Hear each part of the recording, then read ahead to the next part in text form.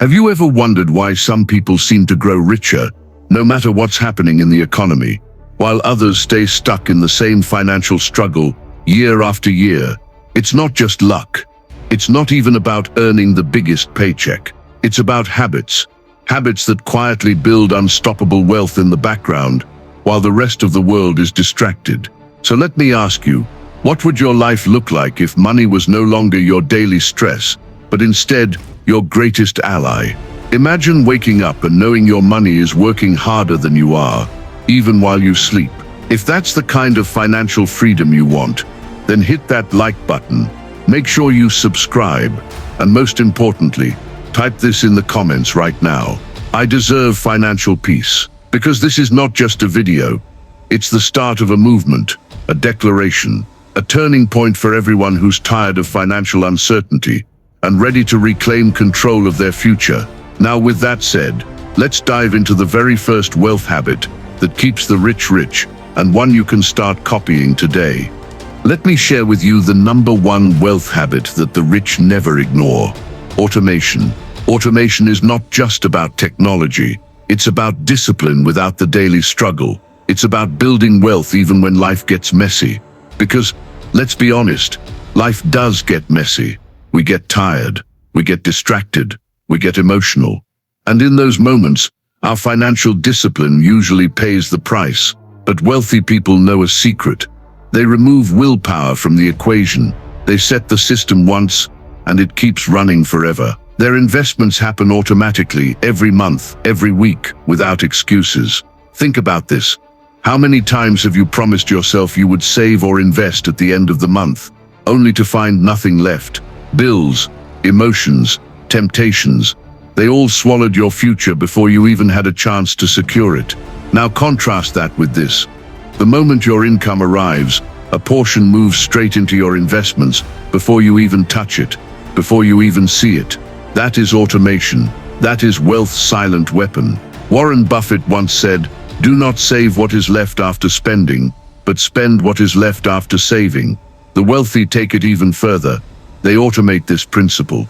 They make saving and investing so automatic that it no longer depends on mood, motivation, or memory. I remember reading about John D. Rockefeller, America's first billionaire. He documented every cent he earned and invested consistently. He didn't trust chance. He trusted systems. That's why his wealth outlived him. Let me ask you, what would your life look like if your money grew every single month, without you lifting a finger? What would it feel like to know your future was secure, even when you were too busy, too stressed, or too discouraged to make the right decision? Jack Ma once said, "The worst people to serve are poor people because they value money more than time." Automation flips that. It buys back your time and protects your future. It forces your money to work, even when you don't. And here's the truth. Without automation, inconsistency becomes your silent enemy. You miss one month, then another, and before you know it, you've lost years of compounding. But with automation, time becomes your ally. Imagine this: $500 automatically invested every month for 20 years could grow into over $250,000, even with average returns. That's not magic. That's math. But you only see that outcome if you stay consistent. Robert Kiyosaki once said, "It's not how much money you make, it's how much you keep, how hard it works for you, and how many generations you keep it for." Automation ensures your money works harder than you do. It creates a quiet engine of wealth in the background of your life. So here's my challenge to you. Set up one automatic system this week, even if it's just $100 a month. Let the system do the heavy lifting, because every time you automate, you're telling your future, "I will not abandon you." Remember this: discipline creates freedom, and automation creates discipline. You are not too late. You are not too small. You are not too broke to start. The wealthy automate because they refuse to gamble with their future, and so should you. This is your wake-up call. Don't leave your financial destiny to chance. Leave it to a system. Because wealth is not built on good intentions. It's built on consistent actions, repeated long enough to change your life. And if life has knocked you down before, automation is your way back up. It's your safety net. It's your guarantee that tomorrow will be better than today. Let's move to wealth habit number 2. What truly determines wealth? Most people believe wealth is about how much you earn. The bigger the paycheck, the bigger the success. But here's the truth. Income is not wealth. Savings and discipline are. Think about it. How many celebrities, athletes, or lottery winners have earned millions only to end up broke? And how many quiet millionaires live in your neighborhood? Ordinary homes, ordinary clothes, but extraordinary discipline. Andrew Carnegie once said, "The man who dies rich dies disgraced." Why? Because real wealth is not about flashy numbers. It is about what you keep, what you invest, and what continues to grow long after you've spent the rest. So let me ask you, if your income doubled tomorrow, would your savings double too, or would your lifestyle expand to swallow it whole? Because here's the painful reality. Most people don't have an income problem. They have a spending problem. They chase appearances, new phones, designer shoes, cars that depreciate faster than their paycheck. They look rich, but they never become rich. Wealthy people think differently. They ask, how much of my money can I keep working for me? They build assets instead of liabilities. They invest in books, courses, skills, and networks. They understand that external appearances fade, but internal growth multiplies. Benjamin Graham, the mentor of Warren Buffett, once said, "The investor's chief problem, and even his worst enemy, is likely to be himself." He wasn't talking about Wall Street. He was talking about our impulses, our urge to spend, our obsession with looking successful instead of becoming successful. Now let me get personal with you. If you lost your job today, how long could your savings take care of you? A week? A month? A year? The answer to that question reveals your true wealth. And this is why savings matter more than income, because savings are not just money in the bank. They are security. They are peace of mind. They are options when life throws you curveballs. Jack Ma once said, "Never depend on a single income. Make investment to create a second source." And here's the truth. Savings are the bridge between your income and your investments. Without savings, you never cross that bridge. So here's the mindset shift. Stop asking, how much do I earn? Start asking, how much do I keep? How much do I grow? How much do I protect? Robert Kiyosaki reminds us, it's not how much money you make, it's how much you keep. Wealthy people measure their progress, not by income, but by net worth, by assets, by freedom of time. So let me challenge you today. Look at your last 3 months of spending. How much went into things that grew your wealth? How much went into things that only made you look good for a moment? Because here's the secret. Wealth is quiet. It doesn't shout. It doesn't need validation. Wealth is the freedom to walk away from a toxic job. Wealth is the power to send your kids to college without debt. Wealth is sleeping peacefully at night, knowing your future is secure. That's what truly determines wealth. And I want you to hear me clearly. It's not too late to change. Even if you've wasted years chasing appearances, even if you've made mistakes, you can start today. You can choose savings over splurging. You can choose assets over liabilities. You can choose freedom over pressure. Because wealth is not about luck, it's about choice. And today, you have that choice. Wealth habit number 3. The lifestyle habits of quiet millionaires. Now let me ask you something. When you picture a millionaire, what comes to mind? Flashy cars? Designer suits? Expensive vacations? That's what the movies and Instagram want you to believe. But in real life, the quiet millionaires, the people who hold true wealth, live very differently. They understand a principle that most people ignore. Wealth is not measured by what you spend, but by what you keep. I've sat across from investors with hundreds of millions in net worth, and you know what struck me? Their simplicity, their humility, their refusal to let lifestyle inflate with their income. Ramesh Damani, a veteran investor in India, once shared that despite having hundreds of crores in net worth, he still drives the same car, lives in the same house, and spends time with the same friends. Why? Because his joy does not come from outspending others. His joy comes from the freedom his wealth gives him. Let me ask you, are you living for yourself? Or are you living to impress people who may not even care about you? John D. Rockefeller said, "If your only goal is to become rich, you will never achieve it." What he meant was simple. If wealth is only about appearances, it will never satisfy you. But if it's about building value, freedom, and impact, then money becomes a tool, not a trap. Quiet millionaires live below their means not because they can't afford luxuries, but because they value peace over pressure. They value ownership over showmanship. They don't buy the latest car to prove their worth. They invest in assets that quietly multiply in the background. And here's the irony. The people who try hardest to look rich often remain broke, while those who focus on true wealth end up being able to afford luxuries without needing them. So pause for a moment and ask yourself, if your income doubled today, would you buy a bigger house? Or would you buy more freedom? Would you chase validation? Or would you chase value? Andrew Carnegie once said, "The man who dies rich, dies disgraced." And what he meant was this: wealth is not for vanity. It is for building something greater than yourself. Quiet millionaires invest in experiences over possessions. They spend on memories with family, on meaningful projects, on things that add value, not just price tags. They choose friends for character, not for status. And that is a lifestyle worth copying. Because here's the truth.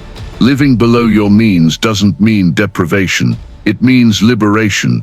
It means you are free from the prison of keeping up appearances. It means your money can finally serve you, instead of you serving your money. So let me give you a challenge. This week, resist one unnecessary expense. Don't buy that thing just to prove something to someone else. Instead, invest that money in your future. Watch how powerful that single decision feels. Robert Kiyosaki once said, "Don't let the fear of losing be greater than the excitement of winning." Quiet millionaires understand this. They fear losing freedom far more than losing status. And here's the beauty. You don't need to be wealthy to start living like a quiet millionaire. You just need discipline. You just need perspective. You just need the courage to say, "I will not live for appearances. I will live for freedom." Wealth habit number 4, abundance over scarcity. Now let me ask you, when you think about money, what's the first feeling that comes up? Is it fear or freedom? Is it scarcity or abundance? Most people live in fear of money running out. They hesitate, they doubt, they focus on losses instead of possibilities.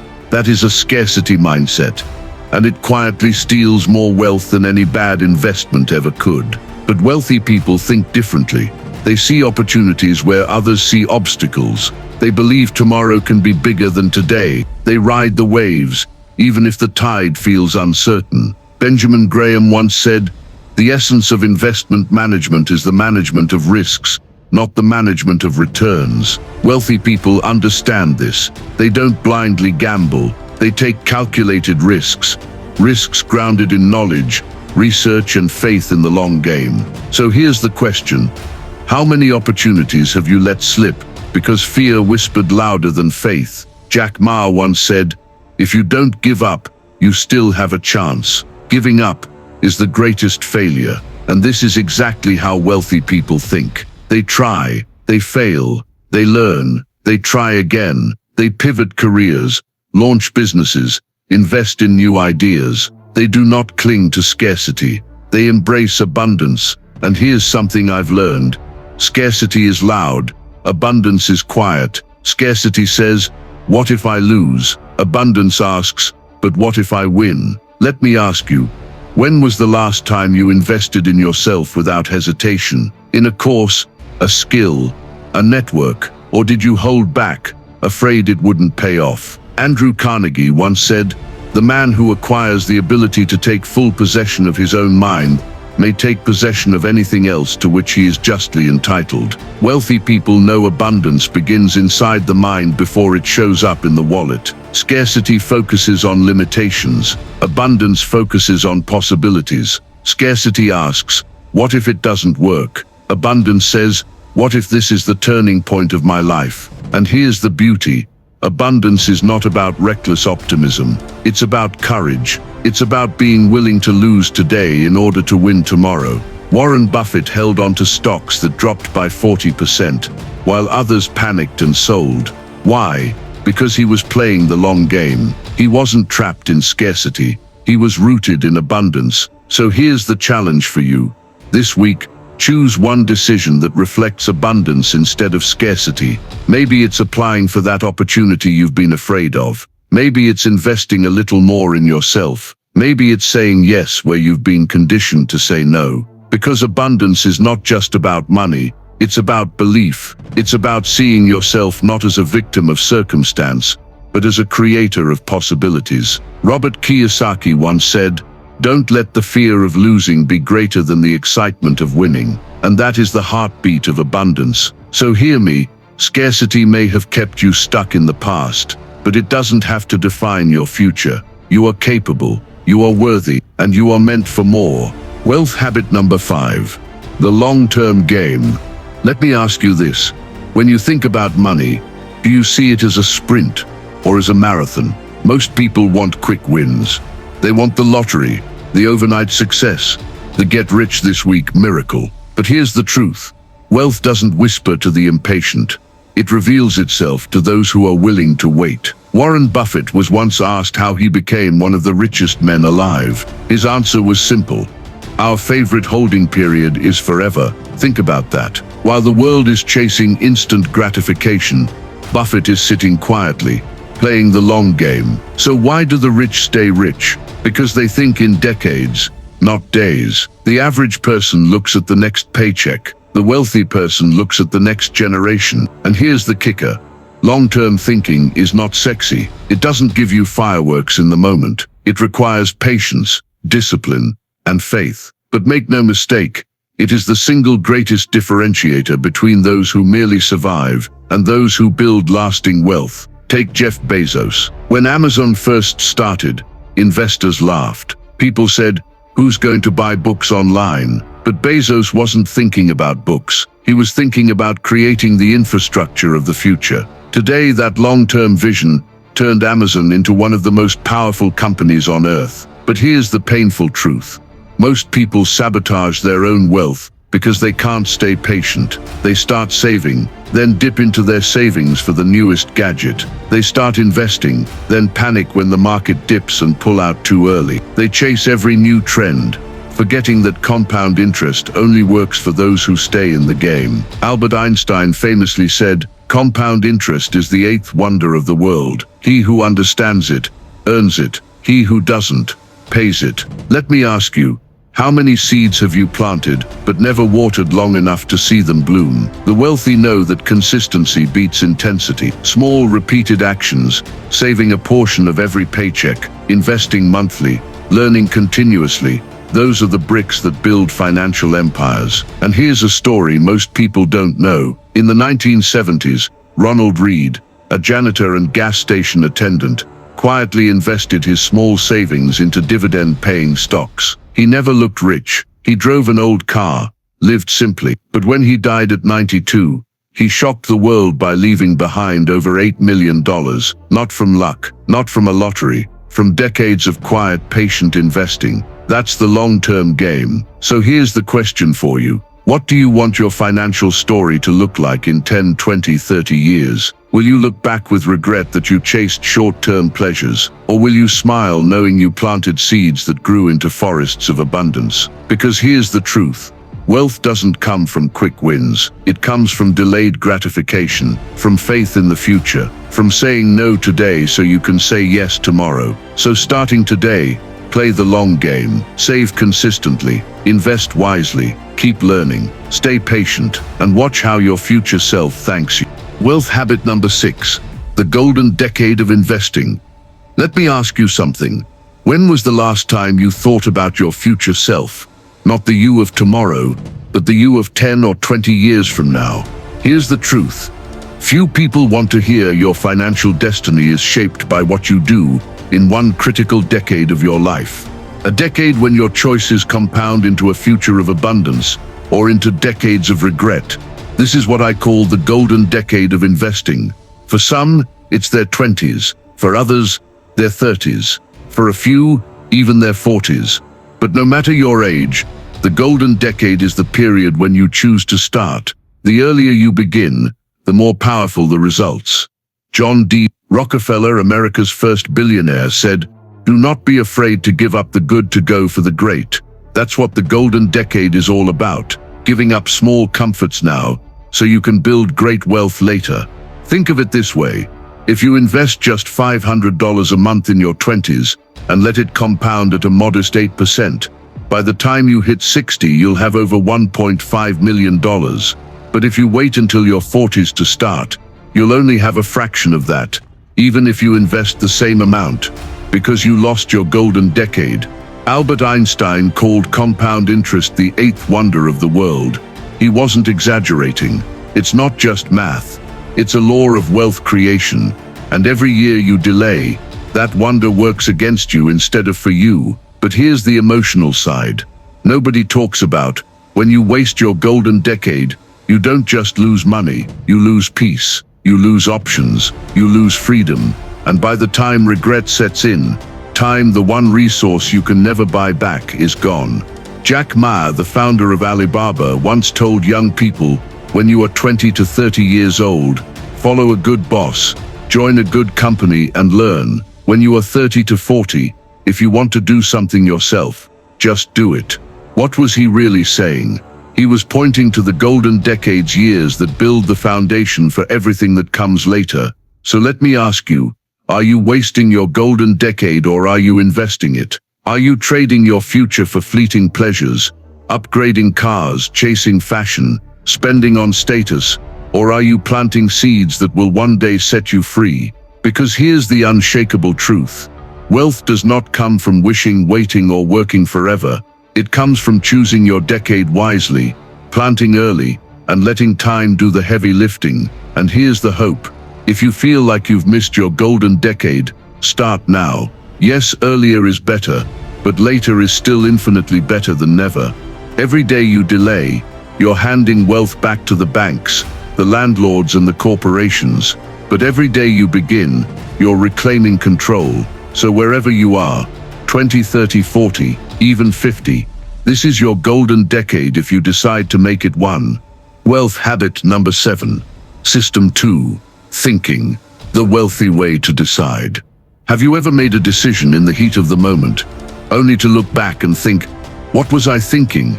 Maybe it was an impulse buy, a rushed investment, or even quitting something too early. That's not because you are weak. It's because you were operating in what psychologists call System 1 thinking. Fast, automatic, emotional. It's useful when you need to jump out of the way of a moving car, but when it comes to money, System 1 is dangerous. The wealthy know how to tap into System 2 thinking, the slow, deliberate, rational way of making decisions. They pause, they analyze, they calculate the cost, not just in dollars, but in time, energy, and long-term consequences. Benjamin Graham, the mentor of Warren Buffett, once said, "The investor's chief problem, even his worst enemy, is likely to be himself." What he meant is this: our emotions push us into bad financial decisions. Fear, greed, envy, they all live in System 1, but wisdom, discipline, and wealth, they live in System 2. Think about it. How many people panic sell during a market dip, only to regret it later? How many swipe a credit card for instant pleasure, while burying themselves under years of debt? How many chase trends because everyone else is doing it, instead of stopping to ask, does this actually serve my long-term vision? The rich build wealth because they slow down when others speed up. They ask deeper questions. If I buy this, what am I giving up in the future? If I invest here, what are the risks I'm not seeing? If I commit to this decision, will I still be proud of it in 10 years? System 2, thinking, is not easy. It requires patience in a world that rewards speed. It requires humility in a culture that glorifies impulse. But it is the edge that keeps the wealthy from falling into the same traps as everyone else. John D. Rockefeller once said, "The secret to success is to do the common things uncommonly well." And one of the most uncommon habits today is simply this: thinking slowly. while the world rushes headfirst into mistakes. So let me ask you, what decisions are you rushing today that deserve more thought? Maybe it's the loan you're about to take, the stock you're about to chase, the purchase you're about to make. Pause, slow down, switch to system 2. Your future self will thank you. And here's the beautiful truth. You don't need millions in the bank to practice this habit. You just need discipline. You can train yourself, starting today, to think the wealthy way. Wealth habit number 8. Purpose over paychecks. Let me ask you something. If money were no object, what would you do with your life? Would you still go to the same job? Would you build the same business? Would you live the same way you do right now? Here's the uncomfortable truth. Too many people chase paychecks while running further away from their purpose. They wake up every day, exhausted, not because the work is hard, but because the work is empty.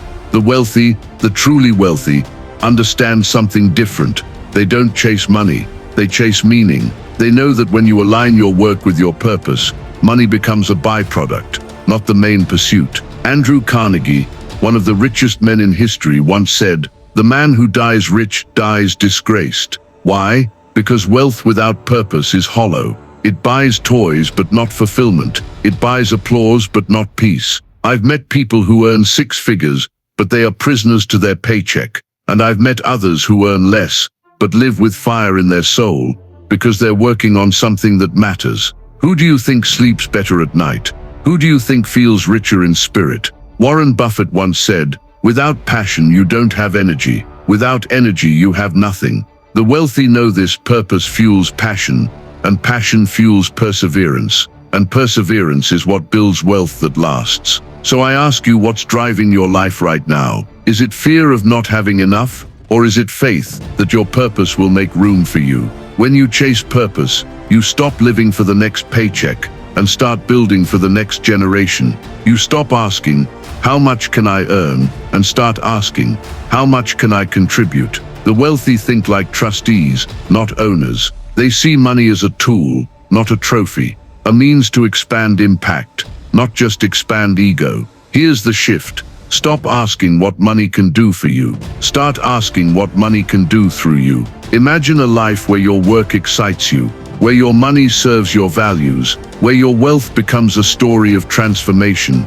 not just accumulation. That's what happens when you choose purpose over paychecks.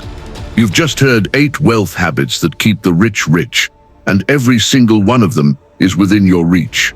From automating your investments to thinking long-term, from choosing purpose over paychecks to living simply like quiet millionaires, wealth is not built on luck. It's built on choices, habits, and perspective. The truth is, you don't need to be born rich. You need to think differently, act consistently, and believe that financial peace is your birthright. So here's my final challenge.